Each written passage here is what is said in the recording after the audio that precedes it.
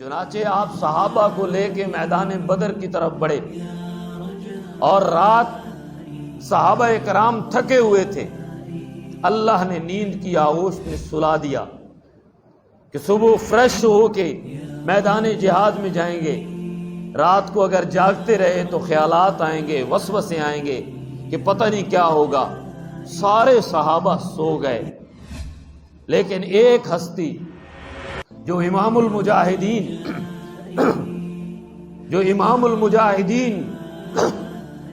صلی اللہ علیہ وسلم، آپ نے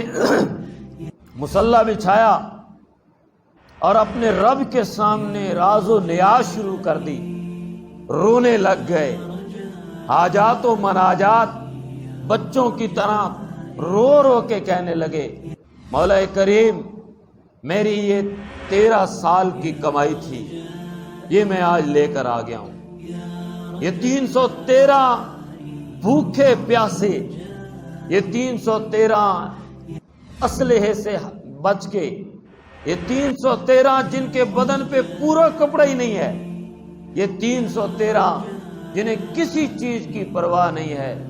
پروردگار صرف ایمان کی قوت اور ایمان کی طاقت اور تیرے اوپر بھروسہ اور تیرے نبی کی محبت، جہاد کا جذبہ اور شوق شہادت کو لے کے آ گئے ہیں۔ اے اللہ، اگر یہ صبح 313 مارے گئے تو قیامت کی صبح تک تیرا نام لینے والا کوئی نہیں ہوگا، تیری توحید کا سورج غروب ہو جائے گا۔ اس لیے صبح ان کی کامیابی یقین بنا۔ صدیق اکبر کہتے ہیں، میں خیمے میں گیا، اپنے محبوب کو روتے ہوئے میں نے دیکھا، میں واپس آ گیا۔ میں آدھی رات کو پھر خیمے میں گیا، آپ تو رونے میں ہی لگے ہوئے تھے،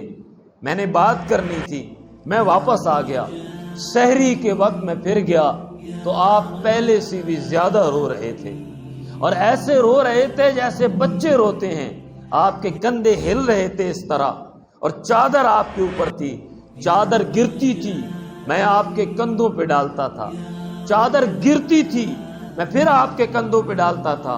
بالآخر میں جذبات میں آیا اور میں نے روتے ہوئے کہا، یا رسول اللہ صلی اللہ علیہ وسلم، اب بس کیجئے، دنیا کی کوئی طاقت اب ہمیں شکست نہیں دے سکتی، کوئی ہمارا مقابلہ نہیں کر سکتا، کامیابی اب ہمارا مقدر ہے،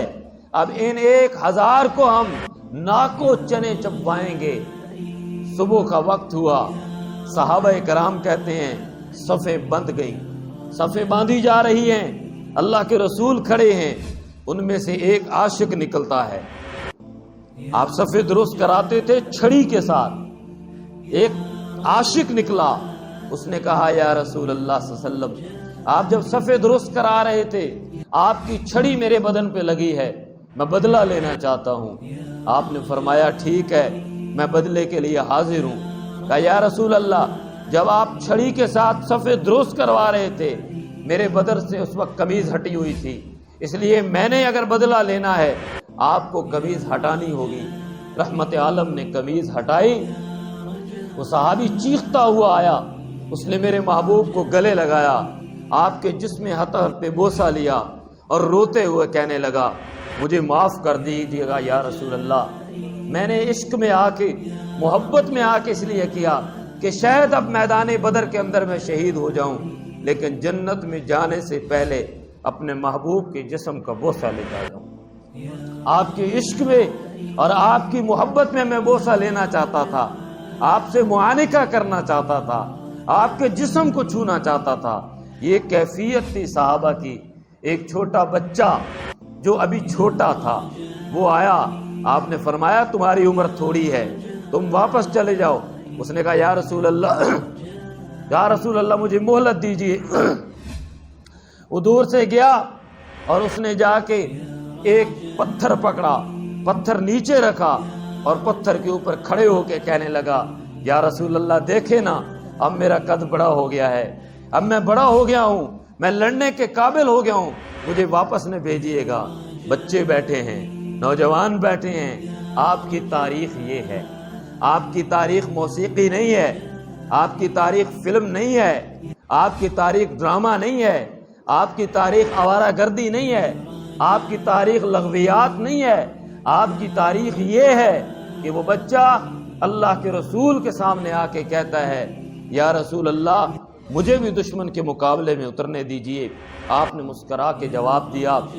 کہ چلو ٹھیک ہے۔ صحابہ کہتے ہیں اب ہمارے ہاتھوں میں کچھ بھی نہیں تھا، اللہ کے رسول نے درختوں سے ٹہنیاں اتاری، ہمارے ہاتھوں میں ٹہنیاں پکڑائیں، ہم ٹہنی کی طرف دیکھتے تھے، حیران ہوتے تھے۔ خنجروں کا مقابلہ،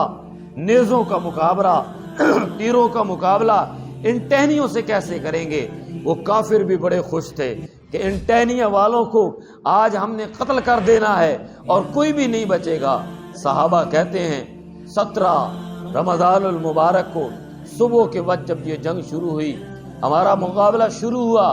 ایک کافر ہمارے پاس دوڑ کے تلوار کے ساتھ مسکراتے ہوئے اکڑ کے آتا تھا، ہم نعرہ تکبیر لگا کے ٹہنی اس کی گردن کی طرف مارتے تھے، اس کی گردن بدن سے علیحدہ ہو جاتی تھی، گردن بدن سے علیحدہ ہو جاتی تھی۔ پھر دوسرا آتا تھا، اسی ٹہنی کے ساتھ ہم اس کی گردن بھی کاٹ دیتے تھے۔ اور 17 رمضان المبارک کو وَلَقَدْ نَصَرَكُمُ اللَّهُ بِبَدْرٍ وَأَنْتُمْ أَذِلَّةٌ، اللہ نے آل بدر کو کامیابی عطا فرمائی۔